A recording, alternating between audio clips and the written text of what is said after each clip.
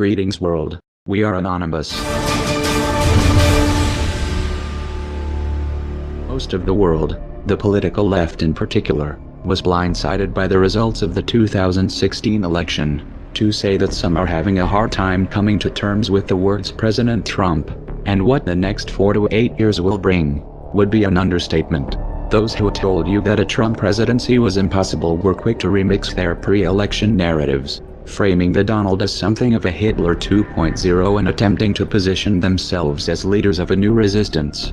Self-reflection is still off the table. On the other end of the spectrum you have those who took Trump's promises at face value, and who actually believe he will make America great again, proclaiming the dawn of a new age of conservatism, as the stock market rose to record highs, before he actually took office.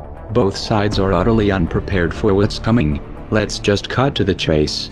Is Trump going to usher in a new era of prosperity and innovation, or is he going to be the one standing in the center ring when the circus tent comes down? Remember, some voted for Trump as a political Molotov cocktail. Trump is a businessman. You say, he's going to make things happen. Cut taxes, cut regulation, invest $1 trillion in infrastructure including a ginormous wall, punish companies that move factories overseas, rebuild the military, restore relations with Russia, start a trade war with China, and a new arms race would create jobs. There's a lot to unpack there, and those are debates worth having. However, much of this hinges on a variable that Trump doesn't control: the Federal Reserve. The Federal Reserve has held interest rates near zero for close to a decade. They also engaged in quantitative easing from 2009 to 2014, accumulating $4.5 trillion worth of mortgage-backed securities and treasury notes. They are still holding those assets, by the way. This inflated stock and bond market bubbles of historic proportions. When a friendly face is in the White House, crashes are typically attributed to a war, a terrorist attack, or some other external variable. For example, 9/11, which masked the unraveling of the tech bubble in 2001. The Trump administration, however, is an excuse in and of itself. Word is the Fed is leaning towards increasing interest rates aggressively in 2017, and may engage in anti-inflationary measures to offset Trump's infrastructure stimulus plans. That means that the flow of money and credit is about to be tightened. It also means the Fed is setting itself up for a showdown. If Trump plays by the rules, he will have to wait until 2018 to replace Janet Yellen. A lot can happen within that time frame. Trump's personality is a wild card. He's impulsive, he fights dirty, and he fights to win. He also happens to have a history with organized crime. If Trump goes to war with the Federal Reserve, this could get out of hand in ways that most can't even imagine, especially when geopolitics are factored in. As a result, the US dollar's position as the world reserve currency is going to be in play. Add to that backdrop a little social unrest on the domestic front. If recent history serves as any indicator, we can count on seeing some kind of racially charged flashpoint involving the police during the Trump administration, probably before 2017 is over. It's also fairly safe to say, given recent history, that some of these protests will turn violent and destructive. The trend has been towards escalation. Having Trump in charge will take this to a new level. Trump ran on a platform of law and order, and support for the police, which piggybacked on the perception that Obama was undermining law enforcement during his term. In spite of the fact that Obama greatly accelerated the militarization of the police, just the belief that Trump has their back is going to influence the police response.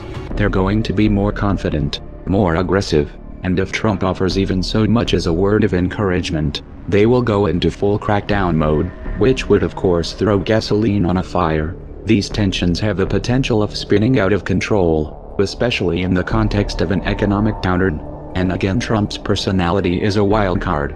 Trump is also about to inherit, thanks to Obama and Bush, the most extensive and technologically advanced surveillance apparatus world has ever seen. Obama expanded the NSA's powers even after Trump won, by the way. The power to order extrajudicial assassinations anywhere in the world, and a military which has been authorized by the NDAA to detain anyone, anywhere, including US citizens, indefinitely without trial. To top it off, Trump is filling his administration with former generals, some with combat and counterinsurgency experience. He has everything he needs to implement a full-fledged military dictatorship, and the left has no one to blame but themselves. Trump did not, however, start off on a good foot with the alphabet soup agencies. He has an enemy contingent in the deep state which wants to take him down, and has the means to do it. Replacing upper management won't be enough to neutralize this threat. These agencies have black budgets, and off-the-books programs that defy accountability, and lots of experience toppling upstart regimes. Failure to rein them in could be fatal. The most important trap, however, will be on the geopolitical front. Years of backing Sunni jihadists in Syria failed to unseat Assad, and Trump has vowed to reverse U.S. policy. Israel was openly supporting the Sunni axis. They wanted a full frontal regime change in both Syria and Iran for many years, but the Obama administration tied their hands. Then Russia stepped in, tipped the balance, and the Shiite crescent not only survived, but grew stronger. Israeli/Sunni axis needs another path to war, so they're changing tack. On January 13, 2017, just 7 days from the inauguration, Israel bombed a Syrian government airport. This provides a glimpse of the years to come. Israel's strategy is simple: provoke Syria and/or Iran until one of them retaliates, which would of course provide cover to take territory. Turkey is likely to make another move in Iraq and/or Syria as well. Turkey has ambitions to expand its borders as well, while the Saudis continue bombing Yemen to rubble. With U.S. government support, Israel feels confident that Trump will defend them at all costs. Indeed, he has given this impression. But will he take the bait? Here Russia is a wild card. What happens if Russia moves quickly to provide Syria and Iran with the means of defending themselves? What happens when Putin and Netanyahu are competing for Trump's ear? With all the other variables in play, will Trump even have the means to influence the outcome in this region? Expect alliances in the Middle East to shift rapidly during the Trump years, with unexpected consequences. In particular, watch for a play on oil that undermines the petrodollar. Making America great again was never on the menu. Trump wasn't supposed to win. He was supposed to be the decoy. This was reality television does politics. Literally. The Democrats thought he was so bad that he would take attention off of Hillary's baggage. So the Clinton campaign pulled strings with their friends in the media to help him in the primaries. We know this thanks to the John Podesta email leaks. We need to be elevating the Pied Piper candidates Trump, Cruz, Carson, so that they are leaders of the pack and tell the press to take them seriously. The DNC, and their corporate media lackeys, then worked to marginalize the Bernie Sanders campaign, and used a secret agreement backed by leverage, to prevent him from attacking Clinton. This was confirmed by the DNC email leaks. Oops. You can't unthrow a Molotov cocktail. So get your popcorn, and buckle up. The show is about to begin.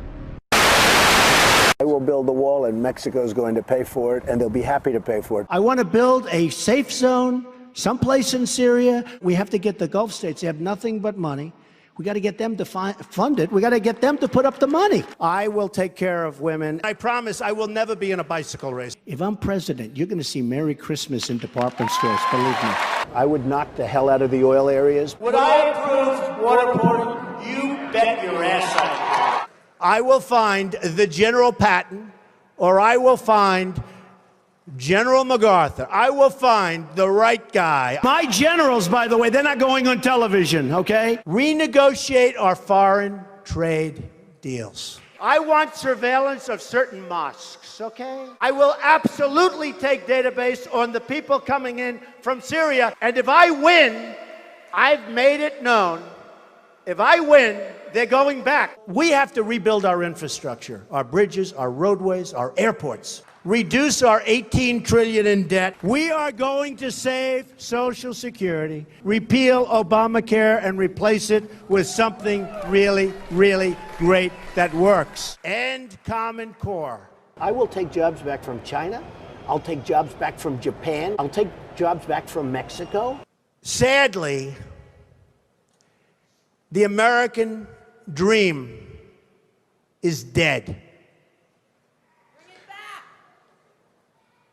But if I get elected president, I will bring it back bigger and better and stronger than ever before and we will make America great again. Thank you. Thank you very much.